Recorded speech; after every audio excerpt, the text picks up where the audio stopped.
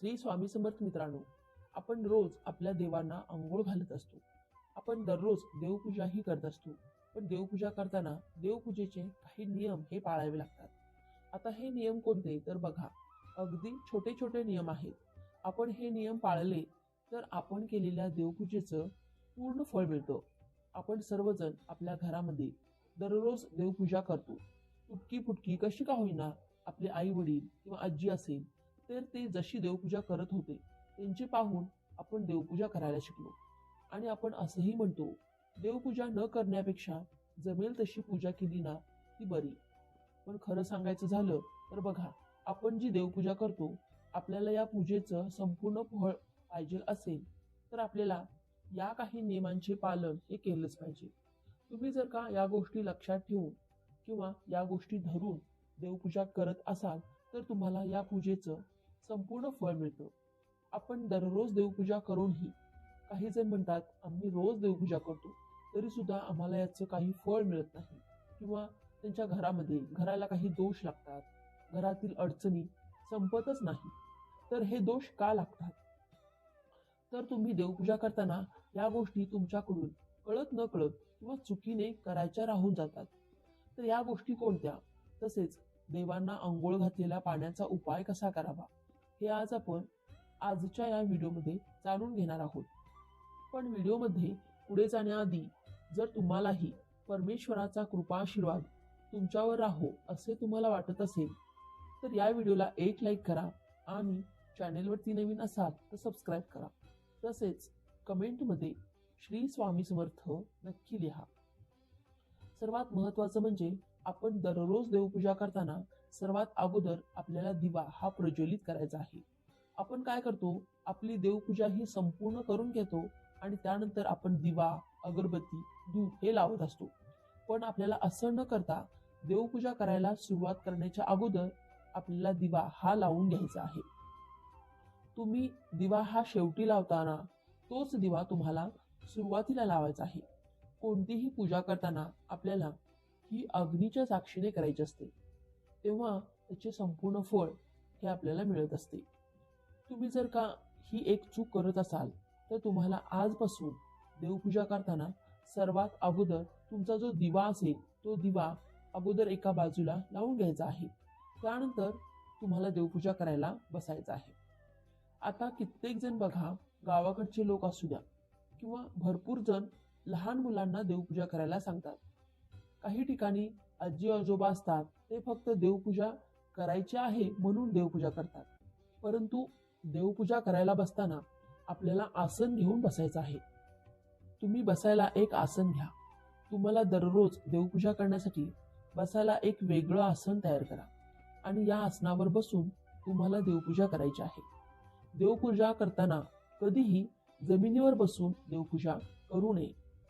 प्रत्येक गोष्टीमध्ये शास्त्रीय तसेच धार्मिक कारण आहे, त्यामुळे ही देखील तेवढीच महत्वाची गोष्ट आहे. आपण म्हणतो, जाऊ दे, कुठे गार लागतं, खाली बसू, देवपूजा तर करायची आहे, 5-10 मिनिटाचं काम आहे, नाही बसायला घेतलं तर काय होतं. परंतु असं करू नका. ही देखील एक चूक आपल्याकडून कळत न कळत होत असते आणि याचे देखील दोष आपल्याला लागत असतात, आपल्या घराला लागत असतात आणि त्याचे परिणाम आपल्या घरातील सर्वांना भोगावे लागत असतात.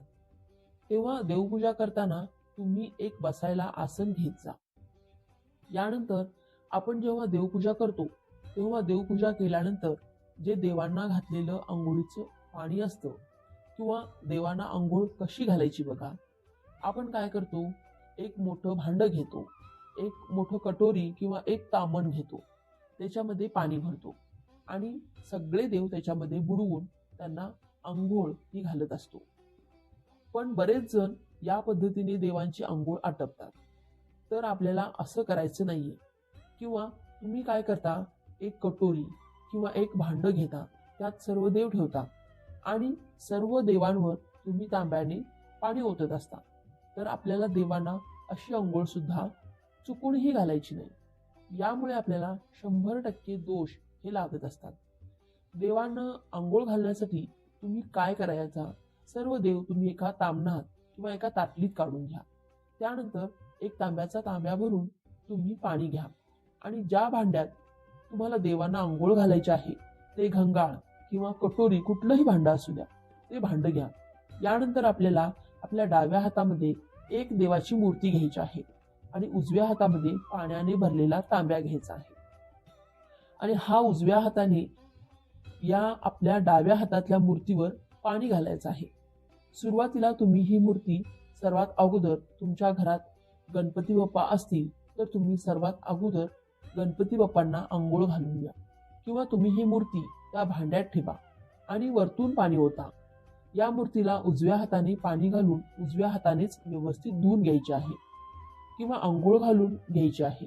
त्यानंतर तुम्ही ही मूर्ती एखाद्या स्वच्छ कपड्यावर ठेवा. मग दुसरी मूर्ती घ्या, ती हातात धरा आणि उजव्या हाताने त्या मूर्तीवर पाणी घाला. बोटाने ही मूर्ती चोळून घ्या. तर अशा पद्धतीने तुम्ही एक एक मूर्ती करून तुम्ही पाण्याने आंघोळ घालू शकता. किंवा मग तुम्ही एका भांड्यात एखादा छोटा ग्लास घ्या, तो पालथा ठेवा, त्यावर मूर्ती ठेवा आणि मग आंघोळ घाला. किंवा मग एक छोटासा पाट किंवा छोटासा चौरंग मिळतो तो घ्या आणि तो पाट तुम्ही त्या भांड्यात ठेवा आणि त्या पाटावर मूर्ती ठेवून तुम्ही प्रत्येक देवांना आंघोळ घालू शकता. तुम्हाला देवांना कधीही एकत्रित आंघोळ घालायची नाही. जसे की बघा, आपण आपल्या घरामध्ये एकत्र आंघोळ करतो का? एका बादलीत सर्वजण आंघोळ करतो का? नाही ना. त्याचप्रमाणे देवांना देखील आपल्याला तसंच करायचं असतं. थोडा जास्तीचा वेळ लागू शकतो, परंतु आपण जी देवपूजा करतो त्याचं फळ हे आपल्याला संपूर्ण मिळायला पाहिजे. या हेतूनेच आपल्याला देवपूजा ही करायची आहे. यानंतर बघा, आपण जे देवांना आंघोळ घातलेलं पाणी जे आहे ते पाणी अजूनही बऱ्याच ठिकाणी तुळशीला घातलं जातं. तर आपल्याला चुकूनही ही चूक करायची नाहीये. तुळशी मातेचं एक स्वतंत्र पावित्र्य आहे. ती एक स्वतंत्र देवी आहे.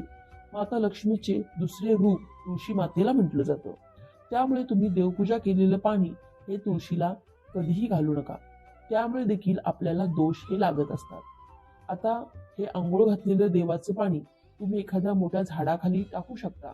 तुमच्याकडे फुलांच्या किंवा इतर झाडांच्या कुंड्या असतील तर त्यामध्ये तुम्ही थोडं थोडं करून हे सर्व पाणी तुम्हाला ओतायचं आहे.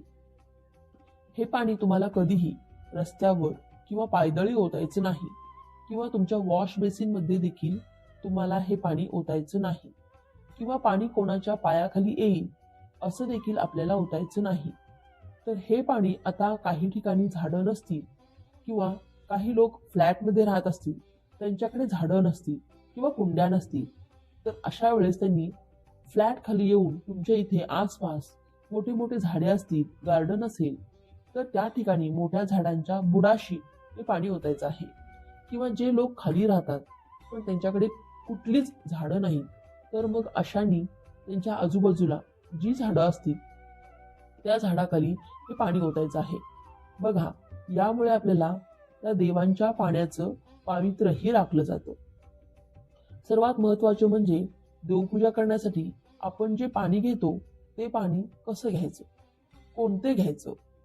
तर बऱ्याच ठिकाणी हे पाणी आंघोळीच्या आधी भरून ठेवतात आणि हे पाणी तुम्ही देवपूजेसाठी वापरता. तर आपल्याला असं करायचं नाही. तुम्ही आंघोळ करून घ्या, त्यानंतर तुम्ही हे पाणी भरून ठेवायचं आहे. देवपूजेसाठी तुम्ही जे पाणी घेता ते पाणी स्वच्छ घ्यायचं आहे. आंघोळ करूनच तुम्हाला हे पाणी भरून ठेवायचं आहे. आता ज्यांच्याकडे पाणी 4-4-5 दिवसांनी येतं किंवा 8-8 दिवसांनी येतं, त्यांनी काय करायचं? मग त्यांनी कसं हे पाणी दररोज आंघोळ करून घ्यायचं? तर बघा, तुमच्याकडे ज्या दिवशी पाणी येतं त्या दिवशी तुम्ही आंघोळ करून हे पाणी एका कळशीत किंवा एका हंड्यामध्ये तुम्ही स्वतंत्र तुमच्या देवासाठी तुमच्या देवघरामध्ये एका साईडला भरून ठेवू शकता आणि दररोज आंघोळ झाल्यानंतर तुम्ही हे पाणी वापरून तुमच्या देवघरातील देवपूजा ही करू शकता. आता ज्यांच्याकडे वरच्या टाक्यांना पाणी असतं ते डायरेक्ट त्यांच्या किचनमध्ये पाणी येत असतं, तर त्यांनी काय करायचं? तर त्यांनी त्यांच्याकडे बघा पर्यायच नसतो. तर त्यांनी काय करायचं? तर त्यांनी आंघोळ झाल्यानंतर सर्वात पहिल्यांदा देवपूजेचं पाणी त्यांनी त्या नळाचे पाणी काढून ठेवायचं. तुमच्याकडे जर का गंगाजल असेल तर तुम्ही त्या पाण्यामध्ये गंगाजलाचे 2 थेंब टाकून त्या पाण्याने तुम्ही देवांना आंघोळ घालू शकता. तर चुकूनही आपल्याला विना आंघोळीचं देवासाठी पाणी भरून ठेवायचं नाही. किंवा पारोशा हाताने तुम्हाला देवपूजेच्या पाण्याला हात लावायचा नाही. किंवा तुमच्या घरामध्ये तुम्ही जे पाणी भरून ठेवता त्या पाण्याला इतरांनी बिना आंघोळ करता हात लावला असेल आणि तेच पाणी तुम्ही जर का देवपूजेसाठी वापरत असाल तर तुम्ही चुकूनही अशी चूक करू नका. यानंतर तुम्ही तुमच्या देवघरामध्ये तेलाचा दिवा लावत असाल आणि तुपाचा दिवा लावत असाल तर तो कुठे लावायचा. तुम्ही जर का तेलाचा दिवा लावत असाल तर तो तुम्हाला देवांच्या डाव्या बाजूला ठेवायचा आहे आणि तुपाचा दिवा लावत असाल तर तो तुम्हाला देवांच्या उजव्या बाजूला ठेवायचा आहे. म्हणजे आपल्या डाव्या हाताला तुपाचा दिवा ठेवायचा आहे आणि आपल्या उजव्या हाताला तेलाचा दिवा ठेवायचा आहे. यानंतर आपण जी देवांना फुलं वाहतो ती फुलं सुकल्यानंतर ती कधीही आपल्याला आपल्या घरामध्ये ठेवायची नाहीत. ती लगेच आपल्याला विसर्जित करायची आहे. किंवा तुम्ही एखाद्या झाडाखाली किंवा तुमच्या एखाद्या कुंडीमध्ये तुम्ही ही फुलं खड्डा करून पुरू शकता. म्हणजे बघा त्याचं निर्माल्य पण होतं आणि याची योग्य ठिकाणी विल्हेवाट देखील होते. आणि देवांची फुलं आपल्याला कचऱ्यात कधीही टाकायची नाही किंवा कुठेही आजूबाजूला फेकायची नाही. पायदळी देखील तुडवायची नाही. यामुळे देखील आपल्याला दोष हे लागत असतात. आता देवांच्या बाबतीत जेवढ्या गोष्टी असतील जेवढ्या वस्तू असतील आपल्याला हे पावित्र्य राखायचं आहे. अशी फुलं तुम्ही घरात सुकवून ठेवू नका किंवा घराच्या आजूबाजूला कुठेही कशीही फेकू नका. थोडासा आपल्याला वेळ लागतो पण ती व्यवस्थित आपल्याला जिथल्या तिथं ठेवायची आहे. यानंतर बघा आपण जे हळदी कुंकू देवांना लावतो तर आता प्रत्येक देवाला हळदी कुंकू लावायचं असतं का तर नाही. बघा तुम्ही देवीच्या मूर्तीला हळदी कुंकू लावू शकता. आपल्या देवघरात दत्ताची मूर्ती असेल तर त्यांना आपल्याला अष्टगंध लावायचा आहे. याचबरोबर बाळकृष्णाची मूर्ती असेल तर बाळकृष्णाच्या मूर्तीला तुम्ही अष्टगंध गुलाल आपल्याकडे असेल तर ते लावा. आपल्याकडे बघा भगवान शंकरांची मूर्ती असेल किंवा शिवपिंड असेल तर बघा आपल्याला कधीही चुकूनही हळदी कुंकू लावायचं नाही. त्यामुळे भगवान शंकर क्रोधित होतात आणि आपल्याला कळत न कळत याचे दुष्परिणाम हे भोगावे लागतात. आपल्याला भगवान शिवांची तुमच्याकडे जर शिवपिंड असेल तर आपल्याला याला भस्म लावायचा आहे. जो पांढरा भस्म असतो चंदन असतं ते तुम्हाला लावायचं आहे. त्याचप्रमाणे आपल्याकडे जर विठ्ठल रुक्मिणीची मूर्ती असेल तर आपल्याला विठ्ठलाला अबीर बुक्का किंवा अष्टगंध लावायचा आहे. रुक्मिणीच्या मूर्तीला हळदी कुंकू लावायचं आहे. अशा ज्या छोट्या छोट्या गोष्टी आहेत त्या गोष्टींचे आपल्याला पालन करायचे आहे.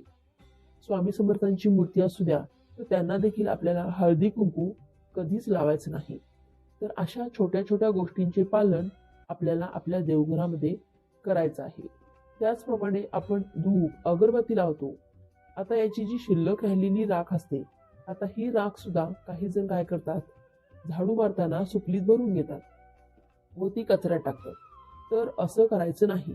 तर ही जी राख आहे किंवा आपण धूप लावलेली जी राख आहे ती तुम्ही एका ठिकाणी गोळा करा किंवा तुम्ही मग लगेच तुमच्याकडे जर एखादं झाड असेल कुंडी असेल तर त्या कुंडीमध्ये टाकू शकता. त्याचा उपयोग खत म्हणून देखील होतो आणि याची योग्य ठिकाणी विल्हेवाट देखील होते. यामुळे आपल्याला दोष हे लागत नसतात. त्याचप्रमाणे देवांना कधीही शिळी फुलं आपल्याला अर्पण करायची नाही. आता काही वेळेस आपण फुलं आणतो आणि ती फ्रीजमध्ये ठेवतो. दुसऱ्या दिवशी ती फुलं वाहतो. फ्रीजमध्ये ती फुलं ताजी राहतात. त्यामुळे तशी फुलं वाहिली तर चालतं पण कधीही सुकलेली फुलं आपल्याला देवांना अर्पण करायची नसतात. त्याचप्रमाणे आपल्याकडून फुलं जर का जमिनीवर पडली तर ती फुलं देखील आपल्याला कधीच देवांना वाहायची नाहीत. ती फुलं तुम्ही बाजूला टाकून देऊ शकता. त्याचबरोबर बघा तुटलेली खराब झालेली फुलं वास घेतलेली फुलं चुकूनही आपल्याला देवांना वाहायची नाही. कारण बघा काही ठिकाणी कसं असतं लहान मुलं असतात फुलं आणली की त्यांना फुलांचा वास घ्यायची सवय असते आणि आपण काय करतो तीच फुलं देवांना वाहतो. तर चुकूनही आपल्याला असं करायचं नाही. फुलं वाहताना ती कधीही हातात घेऊन व्हायची नसतात. आपल्याला फुले एका ताटलीत घ्यायची आहेत आणि त्यानंतर ती एक एक करून सर्व देवांना फुलं वाहायची आहेत. तर बघा अशा बऱ्याच छोट्या छोट्या गोष्टी आहेत की त्या आपण कळत न कळत आपल्याकडून त्या घडत असतात आणि त्यामुळे त्याचे दोष आपल्याला हे लागत असतात. आता आपल्याला देवपूजा करायला बसायला आसन घ्यायचं आहे, असं मी तुम्हाला सुरुवातीलाच सांगितलं. आता काही मंदिर हे जागेअभावी वर टांगलेलं असतं किंवा उंच असतं, मग त्यांना उभे राहून देवपूजा करावी लागते. मग तुम्ही म्हणाल, आता उभे राहून देवपूजा करायची, मग बसायला आसन कसं घ्यायचं? तर तुम्ही काय करा, तुम्ही तुमच्या पायाखाली आसन घ्या. तुम्ही जमिनीवर थांबून देवपूजा करू नका. पायाखाली ठेवायला आसन घ्या आणि मग देवपूजा करा. दुसरी गोष्ट म्हणजे तुम्ही देवघरात जो दिवा लावता, तो दिवा तुम्हाला कधीही जमिनीवर ठेवायचा नसतो. मग तो दिवा कसा लावायचा? तर बघा, जेव्हा आपण हा दिवा देवांसाठी लावत असतो आणि तो आपण जमिनीवर ठेवतो, तेव्हा तो दिवा हा जमिनीला अर्पित होतो. त्यामुळे दिवा हा आपल्याला ठेवताना त्याच्या खाली एक छोटीशी प्लेट ठेवा, त्यामध्ये थोडेसे तांदूळ ठेवा आणि मग तुम्ही हा दिवा देवाला लावू शकता. हा माहितीपूर्ण व्हिडिओ तुम्हाला उपयुक्त वाटला असेल तर व्हिडिओला एक लाईक नक्की करा आणि चॅनेलला सबस्क्राईब करून आम्हाला प्रोत्साहित करा. तसेच हा व्हिडिओ संपूर्ण पाहिल्याबद्दल आपणा सर्वांचे मनापासून आभार.